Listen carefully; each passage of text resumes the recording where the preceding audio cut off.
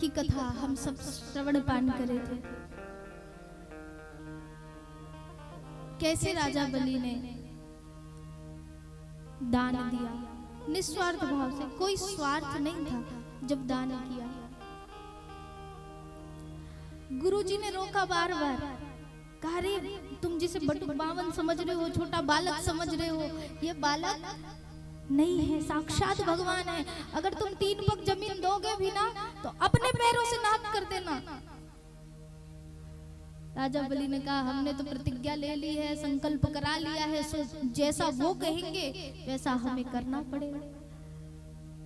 छल से भगवान ने बलि का सर्वस्व लूट लिया।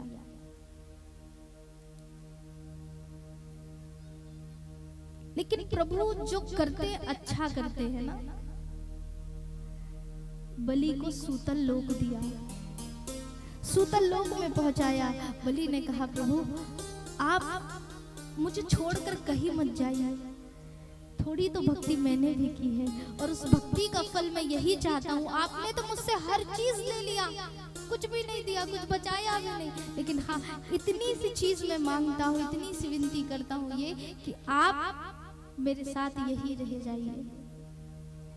भगवान श्री हरि वामन रूप में, वटुक रूप में बलि के साथ सूतल लोक में रह गए।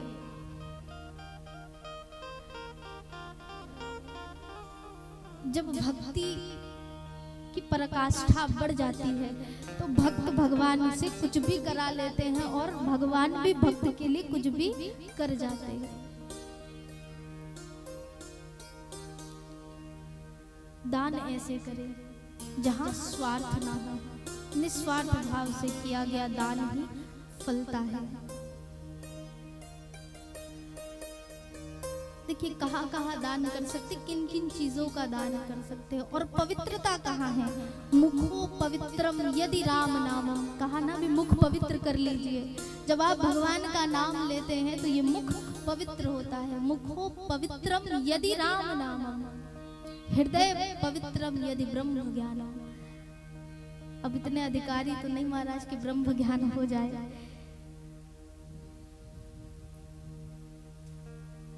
चरणम पवित्रम यदि तीर्थ गमनम,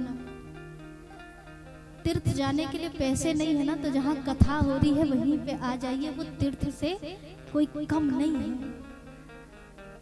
चरण तभी पवित्र होंगे जब तीर्थों की यात्रा हो। हस्तम पवित्रम यदि पुण्यदानम, हाथों की पवित्रता वही है जहां निस्वार्थ भाव से दान किया जाए। अच्छा देखिए कलयुग है, क्या है, कलयुग है और दान करने वालों की कमी भी नहीं है। और कुछ दानी ऐसे भी होते हैं। एक बार हुआ क्या, भगवान के सामने एक महाशय जी पहुंचे, कहा भगवान मेरी लॉटरी लगा दो। लॉटरी लगाओगे तो जितना मिलेगा उसमें से जितना आप चाहो उतना आप रख लेना, पर एक बार लॉटरी लगा दो। भगवान ने भी कहा चल ठीक है, इसकी मान लेते हैं। और देखिए किस्मत से उसकी लॉटरी लग भी गई।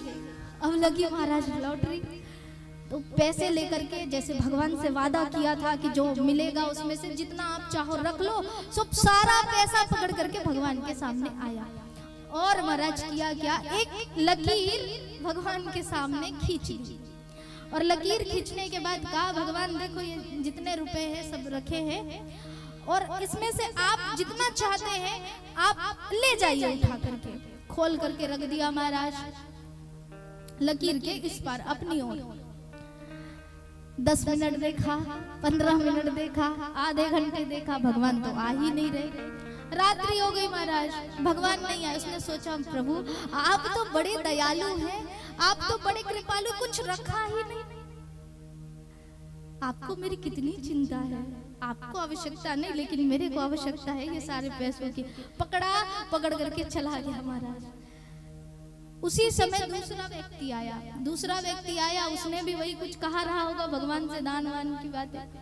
उसने क्या किया, अब सारे पैसे पकड़ के आए और ये इतना चालाक महाराज, इसने किया क्या, पैसे पकड़े और कहा भगवान देखो आपके ही दिए पैसे हैं और आपको ना दान देने आया हूं मैं। हे प्रभु ये पैसे मेरे हाथ में ऊपर फेंक रहा हूं, जितने आपको रखने हो रख लेना, बाकी वापस मुझे दे देना।